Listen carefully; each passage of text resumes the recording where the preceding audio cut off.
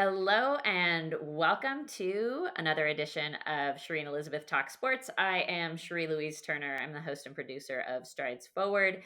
And I am here with my friend Elizabeth Emery, who is the host and producer of Hear Her Sports podcast. How are you this week, Elizabeth? I'm doing pretty good. In my mailbox arrived the new Stacey Sims book, and I just really want to emphasize that I haven't barely started it, and I have not gotten to any of the new suggestions and her training methods and eating methods. But I did notice that a lot of people on the Hit Play Not Pause Facebook group were commenting on as much protein that Stacey Sims is recommending that we eat, and like, how in the world do you get that? And I've been trying to get more protein, and in general, I do not get enough protein. But with Stacey Sims recommendations, I have been, working on it. So I just thought maybe I would talk a little bit about where I get my protein. So for example, I eat a ton of yogurt, and it has both protein and it has dairy protein, which Stacey Sims really seems to like for a lot of, I don't know, the amino acids, I think, whatever. Um, and I do eat peanut butter. Like, one of the things that she talks about is banana and peanut butter. So I do eat peanut butter. I eat a lot of beans and stuff. And then I eat bada bada beans. They're little snack fava Oh, beans, and they are really, really delicious. And they have both carbohydrates and protein in them. So it's a nice combo. Uh, and I do eat meat, like for dinner, I eat meat, and I eat sardines, which I know you do. I've, yes, I do. I've stopped eating tuna because apparently it is not friendly to the environment to eat tuna. So it's yet another item I've taken off the foods that I eat. And yeah, I just think that, so I do. Oh, I also put in whey protein in my oatmeal every day. I have oatmeal, I would say Oh, interesting. 98% of the time, and then I put in a quarter cup of protein powder, and that really ups the protein. And I also eat a lot of hard boiled eggs, so that's it. Ah, And I also wanted to say that, occasionally I will track my macros using my Fitness Pal, which I really like. It's free. And I only do it as sort of like a checkup. I don't constantly track stuff. I just use it like, okay, am I on target these days? And then I sort of give it up. But one of the things I notice is there's so many uh, foods that have protein that we don't really think of as having protein. So, for example, oatmeal has quite a bit of protein. Uh, right. Quinoa has quite a bit of protein.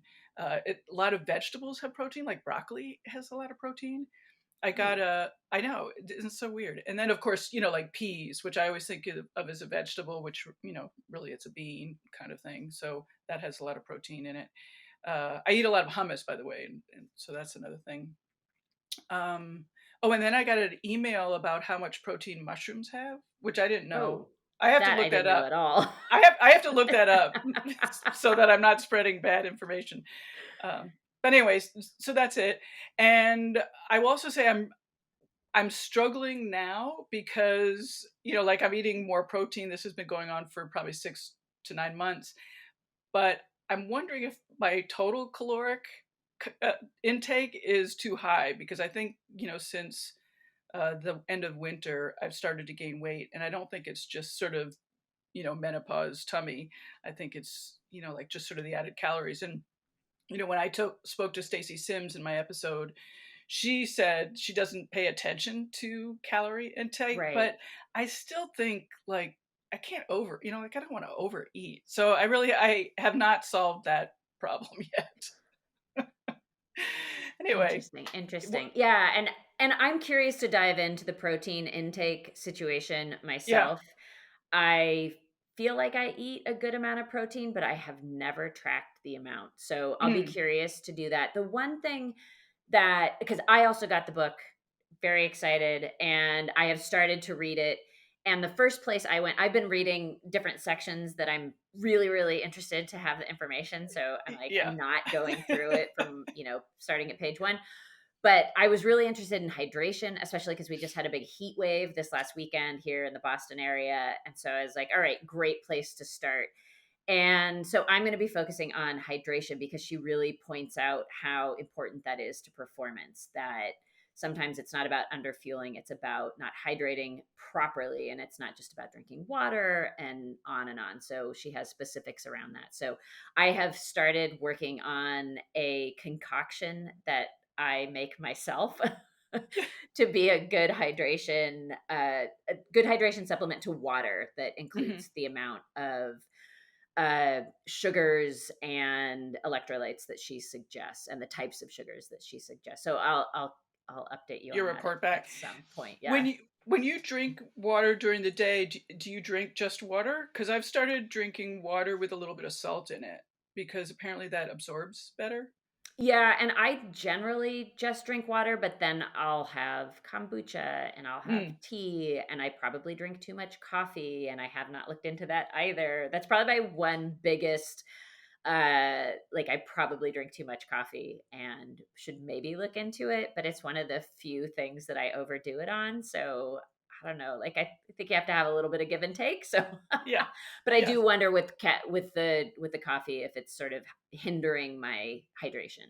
Mhm. So I'd be curious to look into that a little bit. And with summer coming on especially, Yeah. yeah, and like Dr. Stacy Sims points out that a lot of times your hydration cues are not as great when you're in your perimenopausal time. That sometimes, we don't know that we're actually dehydrated when we are, and that Oh, thirst I'm isn't. yeah, Yeah, I'm totally sure about that. I also, yeah, like they in the recent Push Play Not Pause episode I listened to, they talked about sort of intuitive eating, and I really struggle with that because I know that my perceived hunger really varies depending on what's going on. Like I never right. thought of myself as a stress not eater, but I'm definitely a stress not eater. I just don't feel Interesting. hungry. And if I'm on the way towards a big race and I'm stressed out, Right. I have to be intellectual about it. I can't rely on I can't rely on my intuition. It's not going to work. I think over time those things can change. At least I've noticed that for myself because I've been one, and I think I've talked about it here before, where I have been somebody who got in such a good habit of overlooking my hunger cues. I could just Mm, ignore them so easily, and it's actually a terrible habit. So I have kind of retrained myself. Like as soon as I feel hungry, it's like that means you need to go eat something. right.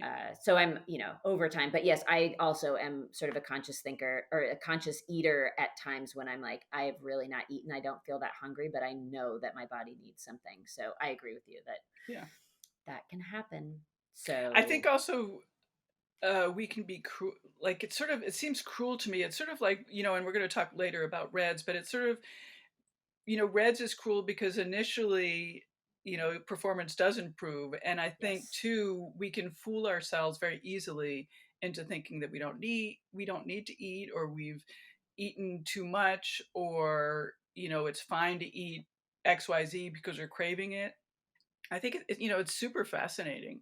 I mean, one thing I've been thinking about a lot recently is sort of, you know, I know that used to crave a ton of sugar, and I think it right. was because I wasn't fueling properly. Yeah. And I see a lot of people do that, and they, you know, just the conversation around it is, like, isn't it sort of funny that I crave sugar so much, and I'm going to eat sugar? But if like you take it back a little bit, it's really interesting that maybe it's grounded in something more fundamental. Yeah, that you're not eating enough and your body is just craving something. It Something just wants it's like, "Give me quick. some calories now." Yeah. Yeah. Yeah, and I used to be that person too. I used to crave cookies, was a big Hmm. one for me. So, yeah. Yeah, hunger and eating is very fascinating. Yeah. And here we are in our 50s, like, starting to learn how to do it right. We'll get there. One day. Yeah. So I have a different type of update. My update is sort of twofold. One is that I went and did another track race this weekend. It was super fun. And the funny part about it was that it was really billed as a kids race, and but I had noticed that they were also having some open races. So I had emailed the race director and said, "I'm a masters racer. I would love to come race. Is there a place for me? And he said, yes, you can sign up. And I was like, great. And so I show up and I was in the 15 to 19 category. So it was very entertaining. It was a lot of fun. The kids were super nice. It was a wee bit awkward, but once I sort of got over the awkwardness of it, I had a really great time. But it feeds into what was originally my update, which came out of an article. And the article is titled Albany High School Girls Track Team Members Suspended After Starting Petition Over Sports Bras. And it was in the Times Union on May 17th by James Allen. And the article itself is a little confusing. So I'm not going to get into all of the details, but basically what happened, it was a hot day. This is a high school track team. There were girls and boys. The boys had taken off their shirts. The girls had taken off their jerseys and had their sports bras on. And the boys were asked to put their shirts back on. The girls were sent home and they started a petition that this wasn't fair. And it was this whole it just kind of went off into many weird directions. But one of the things that happened is that um, the director of athletics at the school, who I do believe is a woman, She is, yeah. yeah, so she was a woman, and one of the girls that got in trouble for this whole situation, a Jordan Johnson, she's a sophomore at the school. She's quoted in the article as saying, Wednesday, she, the athletic director, confronted us about wearing sports bras and saying we couldn't just wear sports bras because we have male coaches. She said that before, and she said us working out is a distraction. We have to cover up because male coaches are around. That to me, regardless of all the other stuff that went on, like these girls, they get suspended. The athletic director at one point calls them a danger to other kids and a distraction at the school. The whole thing is all very weird. But that to me, the whole situation about a woman athletic director coming out and telling these girls that they have to put on sports bra, or they cannot work out in sports bras, which, as an aside, they have worked out in sports bras before. This has not been an issue in the past. And being told that they can't do this because of male coaches really, really, really just made me fired up and super pissed off. And how that feeds into my track running update is, so I was around girls that they're that age. Some of them were in the bikini bottoms, some of them were in sports bras. And I looked around and I thought, if there is one person here looking at these girls for anything other than the fact that they are running and they're athletes, it would have blown my mind. Like, to be in that atmosphere and to have that be one of the first things that comes out of somebody's mouth is just so entirely inappropriate. Like, these are children. I was really confused by, I mean, so first of all, that is an argument that's been used, Yes. forever by I not just in this country, but like we can go to a lot of countries where Yes. covering up is to protect yourself from these males who can't control themselves, which I find offensive anyway. Like, Yeah, why are 100%. we anyway? Yeah. But I also found it so strange, like why all of a sudden there's a lot that seems missing from this article, and I I actually read it. agree. I read another article, and it seemed a little bit clearer, but no new major info. But I'm really confused about the athletic director, Athlete Chappelle or Shipley. I don't know, Shipple. I don't know. Sorry about that. Uh, like, why all of a sudden? Like, are we not hearing some information that she has? And then Yeah. and if It she was does, confusing. and if she does have information about one of the male coaches, that coach needs to be fired. Well, right. Like, it's such it's a weird thing to say and a weird first place to go. But one of the reasons I wanted to bring it up is that this happens.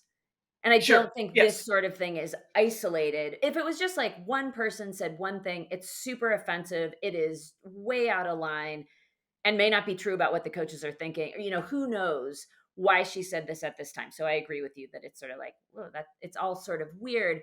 But I think to the greater point of that, this would happen. And, young girls do like get preyed upon by coaches. Like that happens, and we've seen Right. lots and lots of bad examples. And I don't know, I But just really wanted to point it out for what it was, and also just my own experience, because I'm not around teenagers very often. I don't have kids. right. uh and just having been around kids that age and thinking that somebody like, and there were tons of male coaches there and they were super awesome. Like, Right, right. you know, Well, I so also it want just weirded me out, the whole, yeah. yeah. and Uh, and well, kind yeah, just made me so sad and grossed out, yeah. I have I to also say. wanna say, like, if the male coach has those thoughts, from past examples, we know it's not isolated. Right. It's usually there's grooming. It's like this whole process that happens, Yeah. and them wearing sports bras has nothing to do with any of that. Exactly, exactly. That's such a good point. Is it's like it's not about what these girls are or are not wearing, and Right. to put the onus on these little kids, which, and those are totally appropriate uniforms to wear, quite Right. frankly, on a hot day. Yeah. So, yes. So I also wanted to point out, I mean, God, so in the art in the article that I read, two things stuck out for me. One is two of the teenagers, Araya Baines and also Alexis Hope Arango, uh, and I apologize if I'm pronouncing any of these names wrong. Um, they both called this incident sexist, which I think is so interesting given our conversation from last week. Like, yay, they're actually calling it out. And I think Yes, that is yes. Very nice super point. awesome. Yeah. And then I also wanted to point out that Araya Baines, she is quoted in this other article that I said I read, was Baines believes they were ultimately punished for taking a stand, and Yes. that's turned her off from the sport that used to be her respite. I'm quoting, I'm unmotivated to run for a system or a school that is against me, she said. And That's so this is a sad. huge, huge problem. Yes. I and it really, it struck me because this is what happens. Girls that are made to fight all the time, oftentimes they don't want to continue that fight. Right. Like we've talked about in the past, they just want to do their sport. Right. And sure, there are some strong individuals that can do the fight and continue on and take strength from it, but there are many, many, many others who just simply retreat. Yeah. Yeah. And I think it's great when girls stand up and keep standing up, but to ask everybody to keep doing that is just absolutely ridiculous. Yeah, So, yeah, and I agree with you. And all the statistics show that that is right about the age that girls start dropping off. yeah, So, I know that's what you were referring to there, is just like we see a big drop off with girls in their teenage years getting out of sport. And here's a really classic reason why that might happen. right. So it's just really sad. And it made me super angry because then I got to be around these joyful teenage kids and they looked like they were having fun. Some of them looked a Mhm. little scared, admittedly, but for the most As part, they well as looked, they should be. yeah, exactly. Track is terrifying. No, it was a great fun. Yeah. Uh, so, anyways, yes, this super pissed me off. I was really happy to see that those girls did stand up. There is a petition. We'll link to it if you want to support them. They have 10,000 people have signed on to this. That is awesome. That's so awesome. So, but I think the upshot is that they shouldn't have to be doing this. They should be able Totally. to run their track workouts in comfortable uniforms and go to their track meets. Like some of the girls didn't get to race, and Yeah. anyway, the whole thing Yeah. was. So we're going to move on to another not uplifting subject, and that is Red Exactly. S, which of course is one of our favorites. But here's why I wanted to bring up Red S again, is because I'm always looking for, we are a video series, a lot about the media. And this is something that I think the media doesn't talk about enough. And it doesn't talk about it also enough in, uh, in a way that's consistent from media outlet to media outlet. Sometimes it's called the female athlete triad. Sometimes it's Mhm. called Red S. So it goes by these various different names. And it seems to me that we could, first of all, use some more consistent messaging. They have that for concussions. There is a whole media guide to how to talk about concussions, Are and you going some. to link that in the I show notes? will, Because I sure. think that was such a good thing to see. Just Yeah. how, yeah, I loved it. Yeah. Yeah, and it made me realize I actually met somebody who worked for that organization Mm, long while back, and I was talking to him about what they do, and it made me realize that that is so important to have a consistent message so that people understand what you're talking about, because when you've got several different terms for something, it's not super clear, and and like low energy availability, what is that? I mean, basically to my mind that means you don't eat enough at the right right. times to fuel your body for what you're asking it for. Mhm. So it means under eating, Yeah. and undernourishing is the other part of it. And mostly where I see red S articles, or also it's called Reds. So we call it all these different things. We call it female athlete triad. We call it Reds. We call it Red S. We call it relative energy deficiency in sport, which is what Red S stands for.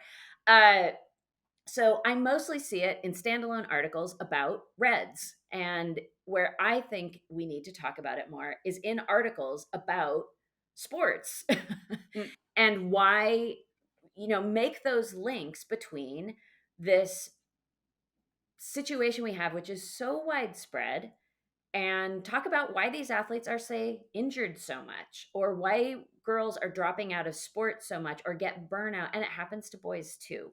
mhm. So one of the articles I ran across, and this is from 2017, and I also want to point out that the female athlete triad was sort of first talked about in 84. This has been around. People have understood something about this for a really long time, and it's so awful. And one of the things that also kicked me off talking about this is that I was listening to yet one more series of podcasts about gymnastics, and there were some important things pointed out about the downfalls of something like gymnastics with undereating. And part of the reason why it's such a big problem in gymnastics is that there's an interest in delaying puberty, because puberty changes your body so much, and it's much harder for these girls to make that transition. And one way you can delay puberty is by underfueling somebody. And I'm not saying that gymnastics does this consciously, I was although, just gonna ask you about that, yeah. you Wow. know, I I think just the need to be, or the demand, I should say, on these young girls to be thin and be able to fly through the air like they do. I think there's a really strong encouragement to stay as light as possible. And Yeah, what that means is also severe dieting. yeah. Anyways, I've talked a lot, so I would love to hand it over to you. I do have some more things to say about this, obviously, but Yeah. I'd love to hear your thoughts on this.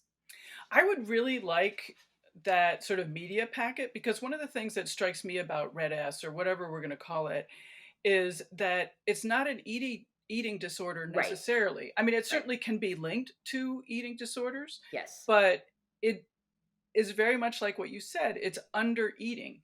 And it can be conscious, like through dieting or wanting to control, what you're eating to improve your sport, but it also can be unconscious or unknowing due to lack of knowledge. Right. Lack of knowledge about the amount of calories and nutrition you need for your sport, or also about the timing, you know, Yes. of the nutrition and calories that you need. I mean, some of the things that Sims talks about all the time is, you know, eating and hydrating during your activity, but also very much right after. And her window of opportunity afterwards is like 20 minutes. It's so short. And it's Yes. this huge amount of protein and carbohydrates that she's wanting you to eat.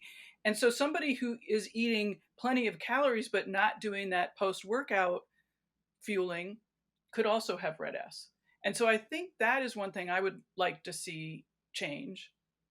And then one of the things, and then a second thing was that in the article, I have this quote. Oh, yeah. So the study looked at a bunch of different sports. Yeah, and And I'm gonna interrupt you really quick okay, here to just clarify what study we're talking okay, about and what sure. article we're talking about. So, I had found an article, and it's quite short. So, and Yeah, there's it's a very it's a short. Yeah. short series of articles that a Dr. Nikki Key did.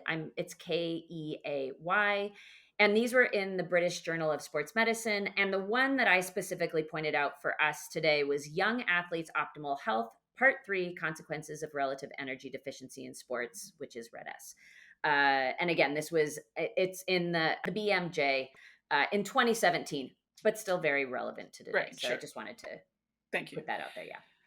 So I'm quoting here, and it says there were no significant differences in dietary intake between the three groups of students, yet the energy expenditure from training would be very different. So they looked at musical theater people, Yes. ballet people, and I don't remember what, and And music people? yeah, it was a lower energy Right, expenditure was the very first group, and then yeah, these musical right. theater students, and then these ballerinas, which were the highest by far. Right. So obviously the ballerinas are doing a ton of work, expending a lot of energy, and yet they're eating the same as everyone else. And so what I started thinking of is, like there it's interesting because there must be sort of this visual norm of what a girl should be eating. Yes. And you know the music theater students fit with their energy expenditure fit within this norm, so the norm satisfied all their caloric needs and their nutritional needs,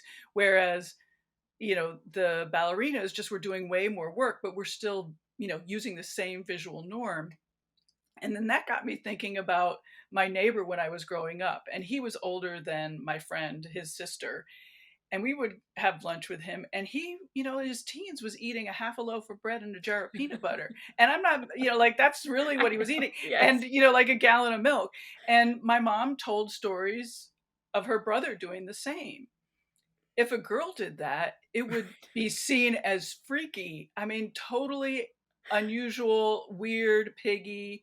But of course, my neighbor's my neighbor's son, he grew up to be, I don't know, close to 6 feet. So he was a big guy. So I certainly wasn't going to be eating what he was eating.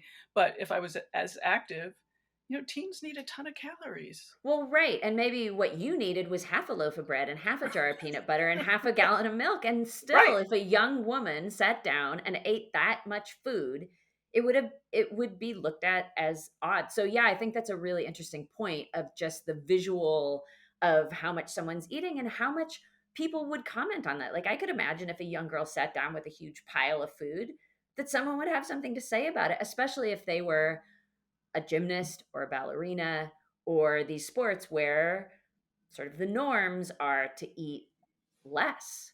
Yeah. And I know So, I know you were going to mention the Stephanie Sherlink episode, yes, but I will mention it because she yes. talks about when she first went into some of these training camps, there no, so when a new rider was brought on to her Trek team where she is the nutritionist, she noticed that that rider was really sort of dumbfounded that there wasn't a lot of like looking around at everybody else's plate, which apparently, that's sort of the norm on cycling teams, Yeah, and this not is on a the Trek professional cycle, but cycling team that correct, you're right, talking about. Yeah. right, right. And I think So, people would be surprised at the quantity that I eat, which is why sometimes I post it on Instagram. It's just like, I'm eating a lot. and I eat a lot too. I eat more than I used to, and I will say that like I haven't gained any weight, which I think is really weird. You know, Mhm. I like more calories in, and I am kind of maintaining the same weight that I always do and not necessarily exercising more. So I don't really understand bodies, I guess. But the other thing, and I just want to keep pointing out the really awful parts of Red S. So Yeah, because this is and I feel like I bang this drum a lot, but it the more I learn about it and how horrible it is, the more it just kind of it really shocks me that we aren't really up in arms about it, especially for young people. So one yeah, of the things that this very short article points out, and this was a 3-year longitudinal study that this woman did, and she points out that there's this important period of time around when a girl gets her period that you get this peak bone mass, and it has to do with bone mineral density. And there's this period of time when it's sort of your formative time of getting your bone mass in order. And girls who are over dieting through that time of when you are supposed to be getting your period, which does get delayed if you it can get delayed if you have red S, you lose out on having proper bone mineral density Yeah. forever. Forever. Yeah. Forever. This impacts when you are delaying menarche, the onset of one's period. Isn't it menarche? Yeah, we're We're really flubbing up this time. Yes, I know. Sorry, everybody. But anyway, so I'm going to read one little bit from this article, and it says, and this has to do with the peak bone mass situation. So this is the peak rate of change for bone mass density at the lumbar spine was found to be just before menarche, is how I'm going to say it, declining rapidly to no change by 60 months post-menarche. These findings suggest that optimal peak bone mass and hence optimal adult bone mass density would not be attained if menarche is delayed due to environmental factors such as low energy density diet, i.e., low energy availability dieting. And she goes on to say the crucial importance of attaining peak potential during childhood and puberty was described at a recent conference at the Royal Society of Medicine based on life course studies. For example, delay in puberty results in a 20% reduction of bone mass. 20%. And Wow. she goes on to say in other places that this is irreversible. So this is the thing, like, I just feel like if this information were out there, like, it's irreversible. You are damaging somebody's bone structure for their entire life. And yet, gymnastics is the most watched sport at the Olympics. And it's the girls, it's not the boys, everybody. Like, let's be clear who we're championing. And like, not to beat up on gymnastics too much, because red S happens in many, many, many sports. But I just think here we are, like, applauding how great these girls are, and look at what we're doing to them. Mm-hmm. Like, it just breaks my heart, and it makes me sad and angry. And I really think we need to talk about it more. Elizabeth, back to you. I mean, that goes to what we saw in the recent Winter Olympics with the Russian skater. I mean, part of the thing about gymnastics is that all of the girls, the participants are so young. Yeah. You're over the hill at, 12 18 or what, I guess 18 is way out of, it's quite young. Which, when you think about it logically, it's just insane. Yeah, it is a bit nuts. So. I keep remembering, and I don't remember where I heard this, but again, going back to Stacy Sims, she said that, you can have consequences of underfueling in a day. Yes, I have heard her say that too. Like, it's a really interesting, I think the whole thing is a really interesting phenomena, because it has both these very short-term effects and these really, really, really awful long-term effects. And you had brought up the Stephanie Sherlick interview, which is a great one. If people haven't listened to it, we'll link to it. But she talked about how her interest in nutrition kind of started out with a study she did with gymnasts. Yeah. And it breaks my heart every time I think about when she talks about that there were women who wouldn't talk to her because it was so horrible what had been done to them. And also, like, some of them couldn't have kids. Yeah. I have not looked into the research around red S and not being able to reproduce, but boy, oh boy, does that raise some red flags when you hear something like that. Like, maybe it has an impact on your long-term ability to reproduce, because it affects your hormones. That's a big part of this. Is it really disrupts hormones. Yeah. So, yeah. I do also think that it's interesting that you mentioned how long there have been people that have known about red S. I mean, it wasn't called red S then, but, a nutritionist that has actually been on a show and was my nutritionist when I was living in New York City. I mean, she's been talking about it forever, and she keeps on saying, why, like, nobody listened to me. Right. Yeah. It's, and it can affect people of all ages and all genders. Oh, totally. Like, totally. It's not just for people who menstruate. It can be anybody, and it can be any time in your life. Right. So, Yeah. And just a comment on you saying that you weren't gaining any weight. I mean, one of the things that happens is your body is very clever Yes. at sort of, saving itself. Yes. So, when you're not eating enough calories, what it's doing is it's taking what it Yeah. needs from places where you really don't want it to be taking from, Yeah. like your bones, Yes. like your brain, like all these places, from your muscles, Yeah. it's not a, you know, It's not a good path to go down. right, right. Well, Elizabeth, I feel like we've exhausted this topic for today, just For for today. How do today, you feel? I think we can sign off. Okay, excellent. So I am going to do just that. I am Cherie with Strides Forward podcast, and I am here with Elizabeth Emery of Hear Her Sports. And that's what we've got today. We're going to sign off till next week. Bye bye. See ya.